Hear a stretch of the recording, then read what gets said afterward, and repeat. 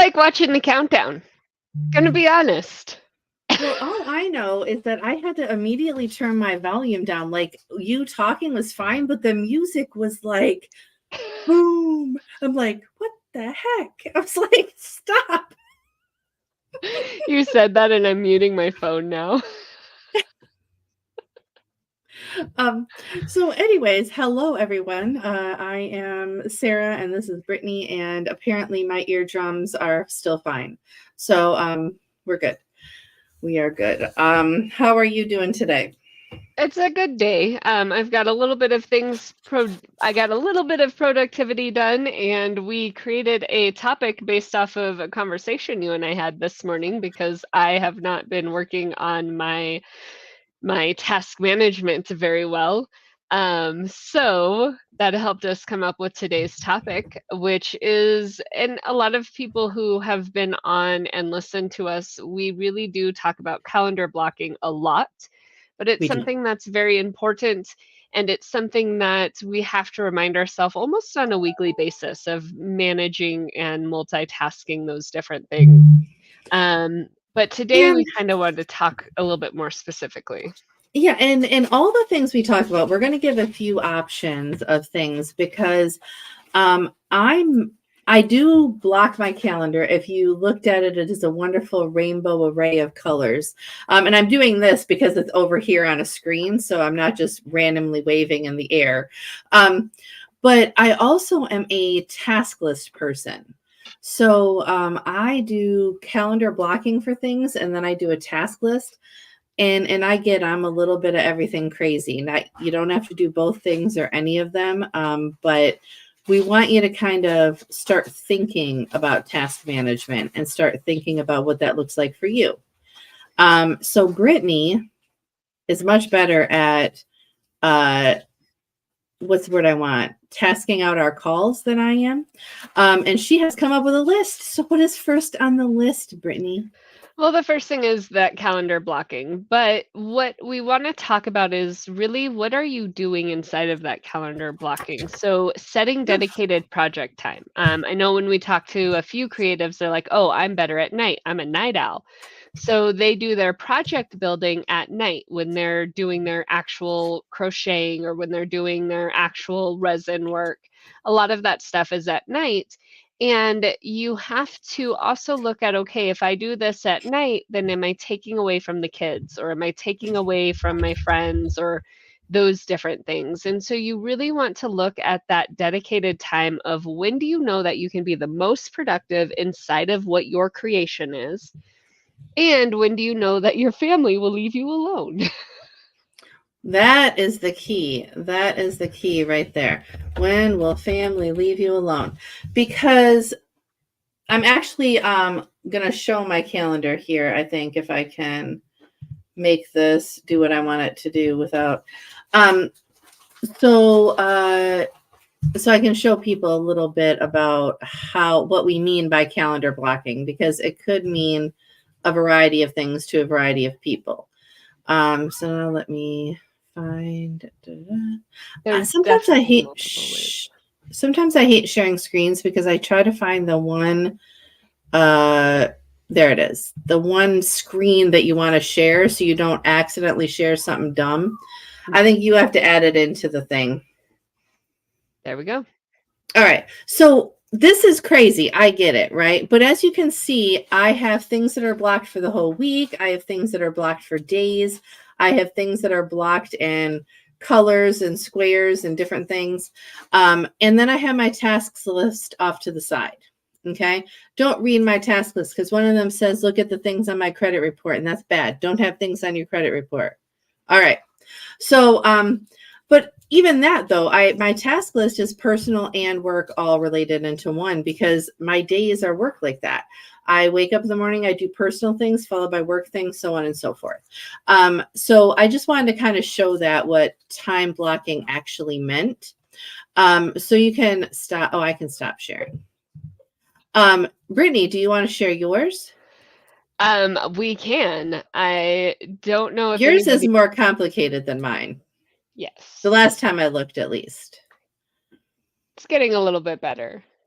Actually, you would be super surprised on how well it looks right now. So, Ooh. So while Brittany's bringing this up, maybe not when I first met Brittany, but when I first looked at her calendar, Brittany would have like 3 things at the same hour. And she don't do that. Do as I say, not as I do. But as you can see, her calendar is different colors, but it's similar to what mine is. Are your tasks up at the top? I can't really see it. no, that is actually, I have a really good friend who does part of their task management is knowing that I'm watching over them. And so they're on there. They Oh, got it. they Sure. have their stuff that they want me to just make sure they did during the day.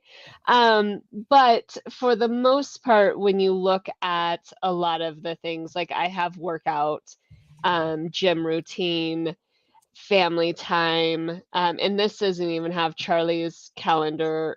Well, it does a little bit, doing chores and doctor's appointments for Charlie, but But my core, I have but a as lot you of can different see, colors. she blocks out more time for free time than I do. 90% of my calendar is just between 8 and 5. Like that's all I do. And then the rest of the time for me is family time, right? With the exception if I have a homework assignment or something. But you're actually way better at saying, okay, I'm working out this time, I'm having lunch at this time, I'm whatever at this I time. walked the dog at this time. I actually Yeah. have that on the calendar. But what I learned is that I don't walk away. So Unless your calendar tells you to. yes, Right. I won't go walk my dog. She'll tell me consistently she wants a walk, but I'm not going to do it because I think that I can do more. So I try to use my calendar as a boundary setter where Mm, I know sure. it's in my calendar. I'm going to go walk Suki and then I walk Suki in the afternoon. But I'm able to actually know what it is that I'm looking to do for my day, and a lot of that is because I'll get stuck in a project and I won't walk away from it. So I need those reminders. Sure. And the majority of people watching this are crafters looking to start their own business for the first time, or maybe, regenerating it for the first time in a while. Um, and this is very, very important because you probably have for lack of better terms, regular job. Or if you're retired, you're used to a schedule that didn't include a business. And so the first time you're trying to do this, whether you have a regular job or you're retired, your schedule is way different with all of this added into it. And if you don't do the time blocking or at least some sort of schedule blocks, even if you say Mondays are all this and Tuesdays are for grandkids and whatever, or if you have a regular job, 8 to 5 is my regular job. And then from 6 to 9, 2 nights a week, I'm going to do this. If you don't do that, it's going to creep into the rest of your life. And Brittany and I have had that happen where we honestly, before this call started, we were talking about how hard it is for her at times to say no to her child because she's working from home, and he gets home after school or has time on Saturdays. And he's like, Mom, you want to do something? And she's like, I'm working. If I was at an 8 to 5 job, you wouldn't be able to ask me that. You know what I mean? If you were outside the home.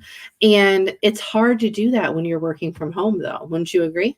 Yeah, and my son's really good. If I'm on camera with people, he's like, "Oh, mom's busy." But if I'm not, then he's not recognizing. Like he gets that I have to work, but sometimes it's that conversation of we're both home, so let's watch some TV or let's relax. And what we ended up doing was we're like, okay, Monday nights, no matter what, because I do try to socialize too. So Monday nights are my kid night. And then during the weekend, I just started to have weekends off because I was working a job and my business and. Mm-hmm. And so now I finally have weekends to where we can just kind of lounge and do what he wants to do on the weekend. But it took a long time to get to that point. Yeah, 100%. And that's Um, also a really good thing to remember is what you schedule now sometimes is to get the hard stuff done and do the hard push. We just talked about I had to update my website and also change my scheduler. It was a 3-day project. a 3-day sit at your computer and don't move project. So you want to make sure that you understand the front load is heavy, but I don't have to do a 3-day project on my website every month or anything like that. So your front load will be heavy, and then you can start to minimize and look at stuff. Correct. Correct. But if you make a list of what you have to do and you put that on your calendar, then you know the time that you can spend with family.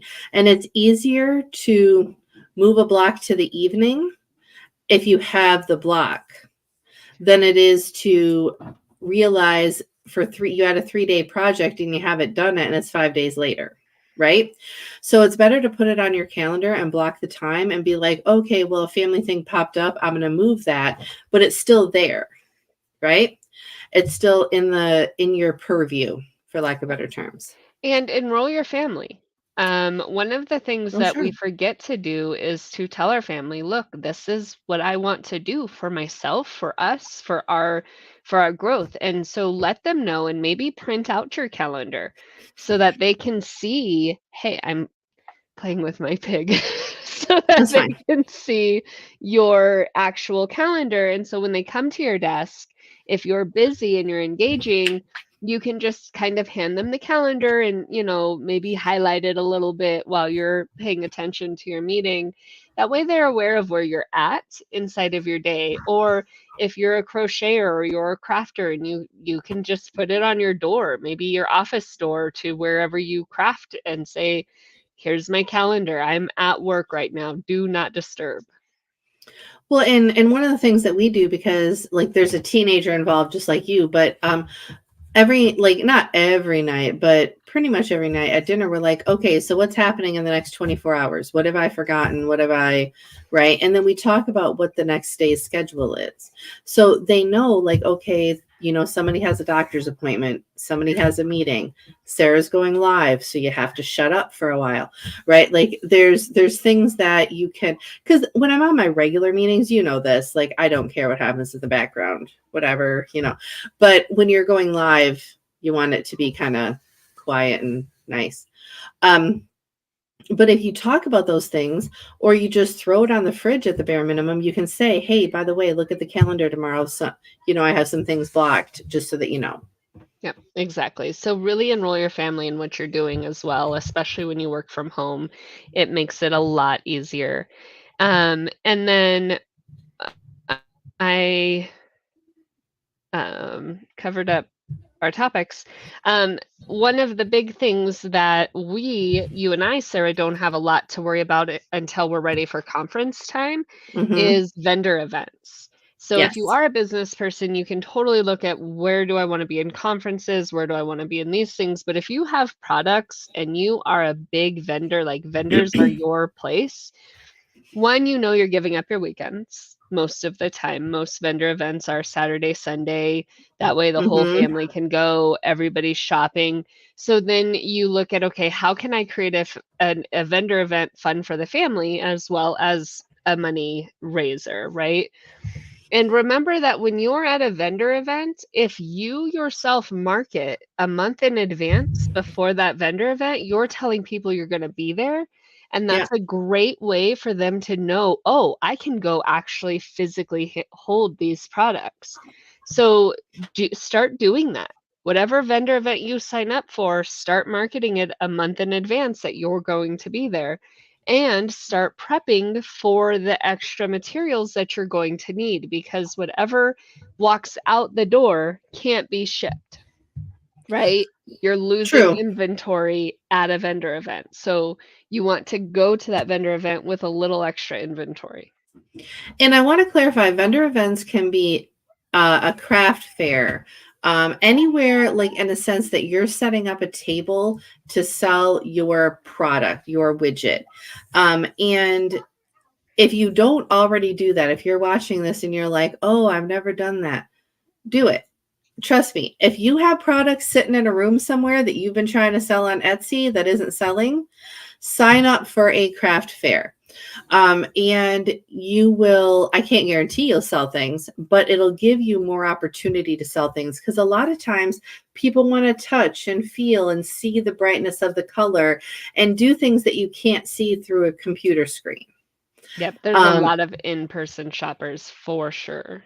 right. I am like, there's a reason that I'm not allowed to do grocery shopping in person. It's because, you know, those end caps where it's like, try the new thing. Oh, it's purple now. That's me. I'm going to try it because it's purple. It's nothing different. It's nothing different, but I'm buying it. And I'm the person you want at your vendor events all the time. So, And And with that being said, when you're at the vendor event, take a tablet so that people can see your online website. Have a oh, QR sure. code on your table. Have online interactions so that you can continue that contact with that client. Have them sign up for your email list. Hey, I have new products, or hey, I do this all the time. Here's my email list. Those are things that you really want to do. But really, inside of this space, focus on what it takes to plan for that event.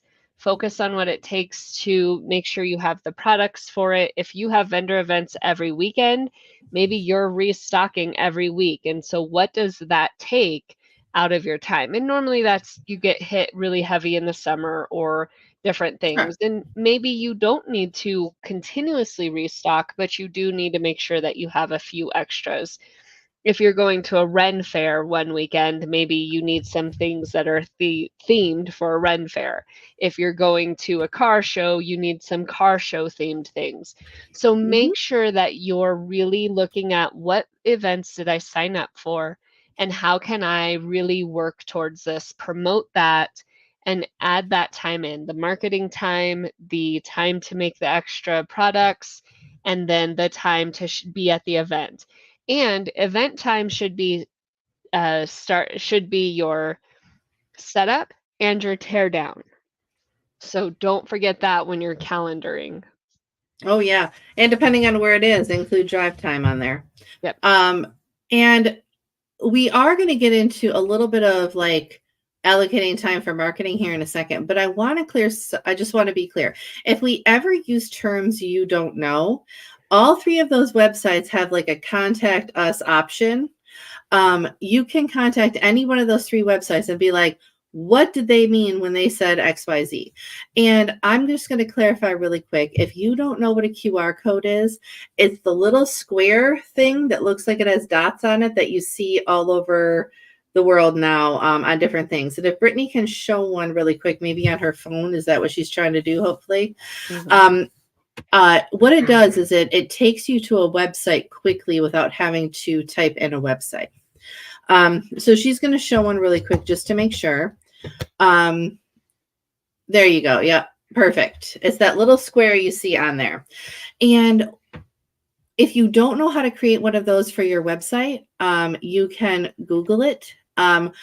Or bit.ly. You can create one for free. Yep. And they do create them in Canva. I don't like the way they create them in Canva. I like the bit, it's more but complicated in Canva to get it the way you want it to be. I agree. yeah. Yeah. But that does kind of lead us into, since we're talking about Canva and QR codes and Bitly, it leads us into the allocating time for marketing activities. Yeah. So let's pretend you are making widgets, Brittany. How much time a week? No, we're going to just use your own company. How much of your week for your service that you provide, accountability coaching, how much per week time wise do you allocate for actual marketing? Like not updating your website because you felt the need that week. I mean, actual marketing. Yeah, so I go live every week or every day. So I allocate 30 minutes for 5 minutes of live time. Sure. So I make sure that that's managed. That's every day. So probably 5 hours there or 3 hours there because it's half an hour Sure. each. I also spend time inside of actually building campaigns. So I probably have about 2 to 3 hours where I sit in Canva building campaign templates and really doing the artsy side of it. What does this look like when do it as a promotion, right? Sure. So making sure that I have a photo to go with my stories. What is my marketing story? So probably about 2 hours building those things, and then I spend probably about an hour making sure that they get put in the right places. So preloading them into Meta, preloading them into LinkedIn, because you and I found out a long time ago that if you actually use a third party, your organics drop. And when you're first starting out, you don't have a lot of organics to drop. So the time spent separately posting is well worth it as opposed to trying to gain traction before you have it. Brittany, you said something that was very key because you said when you're just starting out. So Brittany just ran through all of that, and it sounded like a lot of time, but in all actuality, her direct marketing is a small piece of her week. Okay. Like actual time on marketing. But when she first started, when I first started, when I was learning the tools, when I was learning I knew what a hashtag was, but when you're using it for your business, it's way different. And, like you're like, oh, let me try this one, right? When you're learning how to do the algorithm stuff, that marketing is going to take you way longer in your first 6 months than it ever will in the rest of your time. So when you're first starting out, plan for, I would say, half of your time to be some sort of marketing, some sort of planning for how you want your product to look, what pictures you need, what posts you want, what viewpoint you want to share with the world.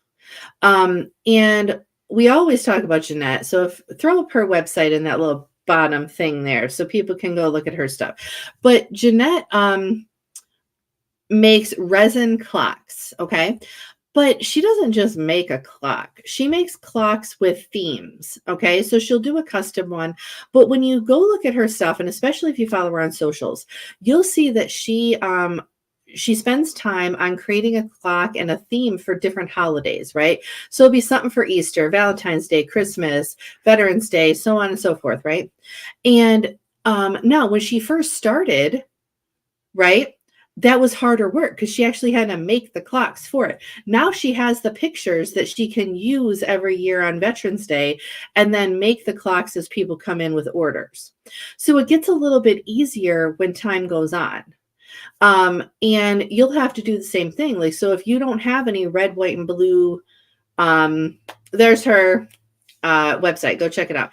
If you don't have any red, white, and blue, crocheted blankets, and you want to do a 4th of July, 30% off at 4th of July or something, right? You have to create that, but next year you'll have all the pictures you need. So it's a little bit harder work up front for your first 6 months to a year to get those things created and going, but it gets easier over time. Wouldn't you say, Brittany? Yes, most definitely. And one of the biggest things that can help you with that is making sure that on your website, your forms are on point. Oh, yes. So one of the things that Sarah's talking about is, okay, well, it's the 4th of July, so I have a 4th of July blanket. You can make a 4th of July blanket in 2000, okay, in the year 2000, because we're that old. You could have made one in the year 2000 and taken great photos of that and still use that in your marketing today. Just because Yes. you've already sold that specific blanket doesn't mean that you don't have you know how to make that blanket. So you Yeah. can resell that blanket as a 4th of July blanket. You can use that in your 4th of July marketing. You might not have one on stock, but it's a creation that they can order. They can order Mm-hmm. this blanket, it'll be ready in 5 months. I don't know how long it Or takes to make whatever. a blanket. I don't But think it's 5 months because it's we're just slow at making blankets, Brittany. yeah, So we really are. anyway, So you don't have to have the actual product to sell the product. You can correct. have an old photo, but really make sure that you're taking the time to make photos. When Jeanette started, she would make photos and I was like, "Hey Jeanette, I don't know that's 3D." if you have a 3D product, let me know it's a 3D product, right? Yes, 100%. Right. So you make sure you're utilizing your angles. Make sure it's really hard to show somebody how soft something is. So have that like blanket look warm and fuzzy. I don't know how you can do that, but play with Well, your artistic side to this is create where those spaces. you would lay it over a couch and take the picture. So it's like, oh, I'm going to sit on the couch covered in this blanket, right? Yeah. Or put your dog next to it so it looks cuddly, because dogs always look cuddly, right? I mean, most of the time. So I mean, don't make your dog like growl on the picture, but you get the point. So you can make things appear cute and cuddly and whatever because of the item in the picture too. Yeah. But what she was talking about with forums, though, and I want to get back to that, is just because you have a picture from a while ago, somebody can put into the forum, hey, I want that exact one, or I love that one, but I want more red and less blue, or whatever, there, because I'm using the red, white, and blue theme at the moment. Yeah. So I really love that blanket, but can I do more red, less blue, or something? They can put that in your form if you have the form set up on your website to allow for that customization. And I will be honest, we're not going to get into customization here because we're already at 26 minutes. But if you have a forum on your website and you need help with customization, reach out to either one of us. One of us will pop on a call and we'll show you how to make that update on your website. As long as you use, I don't know, most website products we can use. So I Wix, also WordPress, highly Square, suggest going to An Essential Basket. Go to Creations of the Heart Art because her forms are phenomenal. 100%. But also anessentialbasket.com. I personally built her forms and she does custom baskets.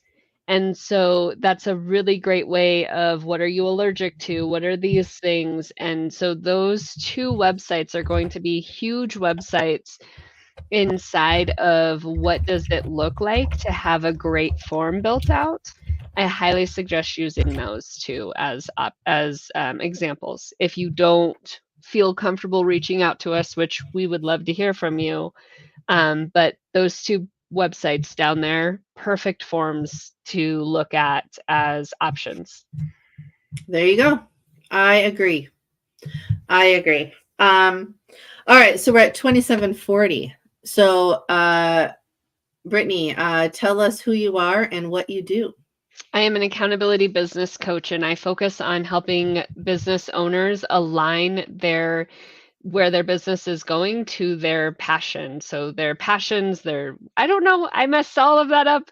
I am an accountability business coach and I work really hard to help business owners find a clear path, like find a way through all of the muck in their head. They get to write it all out, figure it out, and they get to align with how they get to their objectives and their goals. So I really help them clear that space, even though right now I'm not clear on what I do. We all have those days. All right. So while I'm talking, you have to figure out the tagline we're closing with. So my name is Sarah. I'm an HR fixer. I fix problems for businesses and individuals that they don't have the capacity or the ability to fix for themselves at this time. So I would love for you to refer me to anyone who seems to have a business problem that just never gets solved. And now, Brittany, we end every episode lately with a tagline from another business that is recognizable, right? So what is this week's tagline? Bet you can't eat just one by Lay's. Love it. Everyone have a great week.